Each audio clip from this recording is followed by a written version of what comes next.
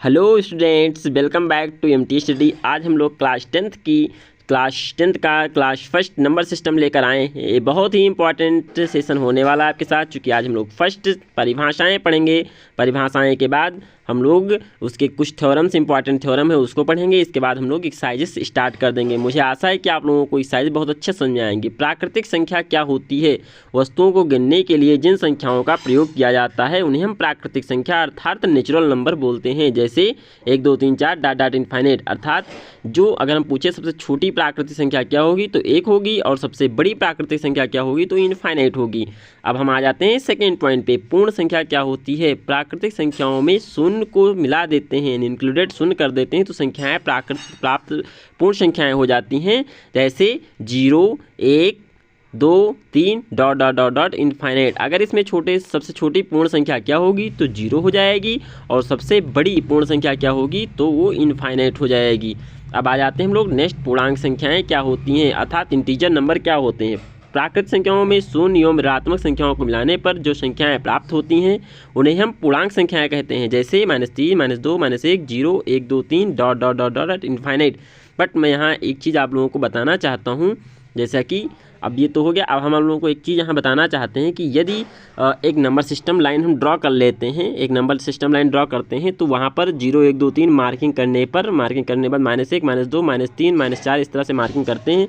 अगर हम right side की तरफ जाते हैं, ये हमारा right side, left side, right side की तरफ जाते हैं तो नंबर्स बढ़ते जाते हैं, नंबर्स इंक्रीज होते हैं, साथ में उसकी वैल्यूएशन भी इंक्रीज होती है। यानी 1 से 2 जो है हमारा बड़ा होगा, 2 से 3 उससे बड़ा होगा। लेकिन जब हम लेफ्ट साइड की ओर आते हैं तो वैल्यूएशन घटती जाती है, जबकि संख्याएं बढ़ती चली जाती है। मतलब -1 से -2 छोटा होगा, -2 छोटा होगा, -1 बड़ा होगा, 0 बड़ा होगा, -1 छोटा होगा। इस तरह -3 लिखते हैं तो -2 हमारा बड़ा होगा, -3 छोटा होगा। इस तरह से पूर्णांक संख्याएँ होती हैं। अब आ जाते हैं हम लोग सम संख्याएँ। सम संख्याएं वह संख्याएं होती हैं जो 2 से पूर्णतः विभाजित होती हैं, उन्हें हम कहते हैं सम संख्या। जैसे 2 4 6 8 10 dot dot dot dot infinite. सबसे छोटी सम संख्या 2 होती है और सबसे बड़ी सम संख्या इनफाइनाइट होती है। ये चीज़ आपको ध्यान रखना है। अब आते हैं नेक्स्ट पॉइंट पे, विषम संख्या क्या होती है? वह संख्याएं जो 2 से पूर्णतः विभाजित तो नहीं होती हैं उन्हें हम विषम संख्या कहते हैं। जैसे 1 3 5 7 9 dot dot dot dot infinite. सबसे छोटी विषम संख्या 1 होती है और सबसे बड़ी विषम संख्या इनफाइनाइट होती है। आभास संख्याएं क्या होती हैं? आभास संख्याओं में बच्चे कंफ्यूज आते हैं, कुछ बच्चे विषम संख्या की डिफिनीशन बताने लगते हैं, तो ये बिल्कुल गलत है।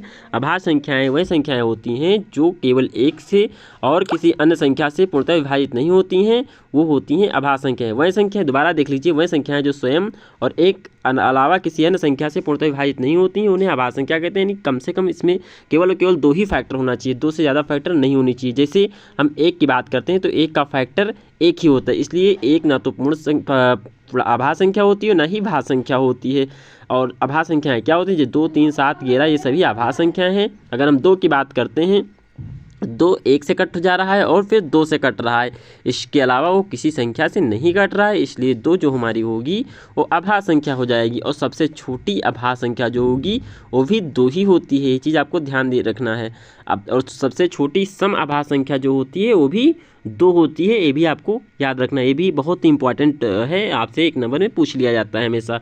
3 जो है वो अभाज्य संख्या है, चूँकि वो 1 से डिविजिबल हो रही है और 3 से हो रही है, इसके अलावा वो किसी से नहीं हो रही, तो 3 भी आभाज्य संख्या होगी। और सब विषम आभाज्य संख्या, सबसे छोटी विषम आभाज्य संख्या भी 3 होती है। इसके बाद 5 7, यहाँ पे 5 मैंने छोड़ दिया है, तो 5 7 11 और 13 17 19 23 ये सभी की सभी जो हैं वो आभाज्य संख्याएं होती हैं। मैं दोबारा रिपीट करना चाहता हूँ, एक जो है न भाज्य संख्या होती है ना ही आभाज्य संख्या होती है। अब भाज्य संख्याएं क्या होती हैं? वह संख्याएं जो स्वयं और 1 के अलावा अन्य किसी संख्या से पूर्णतः विभक्त हो जाती हैं उन्हें भाज्य संख्या कहते हैं। अर्थात उनके कम से कम 2 से ज़्यादा फैक्टर होने चाहिए। 3 हो सकते हैं, 4 हो सकते हैं, बहुत ज़्यादा हो सकते हैं, लेकिन 2 से ज़्यादा होनी ही चाहिए। नहीं वो 1 से कटनी चाहिए और स्वयं से कटनी चाहिए, इसके अलावा किसी और संख्या से कटनी चाहिए। जैसे 4 को हम देखते हैं तो 1 से कट रहा है, 2 से कट रहा है, 4 से कट रहा है, 3 से कट रहा है, इसलिए 3 भाज्य संख्या नहीं होगी, जबकि 4 भाज्य संख्या होगी। 4 सबसे छोटी भाज्य संख्या होती है। असहभाज्य या कोप्राइम क्या होते हैं? जब 2 या 2 से अधिक संख्याओं में कोई भी उभयनिष्ठ गुणनखंड ना हो अर्थात CF 1 हो जाए तो वो एक साथ सहभाज्य संख्याएं कहलाती हैं। जैसे 4 9 12 25, 4 9 के बीच HCF 1 है, 12 25 के बीच HCF 1 है, 3 4 के बीच HCF 1 है। अर्थात हम कह सकते हैं कि जो लगातार संख्याएं होती हैं वो भी सहअभाज्य होती हैं। परमेय संख्या क्या होती है? वह संख्याएं जिन्हें p/q के रूप में लिखा जा सकता है जहाँ p तथा q पूर्णांक हों but q does not is equal to 0 हो, वो संख्याएं परमेय संख्याएं होती हैं। अगर q 0 हो जाता है तो वो संख्या इरेशनल हो जाती है अर्थात अपरमेय हो जाती है। जैसे 3/5, 5/6, 4, 1.77, 0, 2.3 बार, ये सभी संख्याएं परमेय संख्याएं हैं। इसके बाद आ जाते हैं नेक्स्ट टॉपिक पे, अपरमेय संख्याएं क्या होती हैं। वही संख्या, ये टॉपिक परमेय संख्या बहुत इंपॉर्टेंट है, इसका हम ज़्यादा यूज करेंगे अपने क्वेश्चन को सॉल्व करने में। अपरमेय संख्याएं क्या होती हैं? वह संख्याएं जिन्हें p/q के रूप में नहीं लिखा जा सकता है तथा p तथा q पूर्णांक होते हैं। योम q does not is equal to होता है q 0 होता है, अपरमेय संख्या कहलाती है। सॉरी, यहाँ पर q इज इक्वल टू 0 होता है, परमेय संख्या कहलाती है। जैसे √2, √15, 5, 1/3, पाई आदि, ये सभी के सभी अपरमेय संख्याएं हैं। ये के सभी अपरमेय संख्याएं हो जाएंगी। और अब आ जाते हैं वास्तविक संख्या क्या होती है। अब सभी परमेय तथा अपरमेय संख्याएं वास्तविक संख्याएं कहलाती हैं। जैसे √2, 4, 6, -2, डा इनफाइनाइट। काल्पनिक संख्या क्या होती है? ऋणात्मक संख्याओं का वर्गमूल लेने पर जो संख्याएं बनती हैं उन्हें हम काल्पनिक संख्या कहते हैं। जैसे -2 ओवर √-5, ये सभी के सभी काल्पनिक संख्याएं हैं। ये वीडियो आप लोगों को कैसा लगा आप लोग कमेंट करके बताइए। वीडियो आप लोग अपने दोस्तों के साथ शेयर कर दीजिए तथा चैनल को फर्स्ट टाइम विजिट कर रहे हैं तो चैनल को सब्सक्राइब कर लीजिए।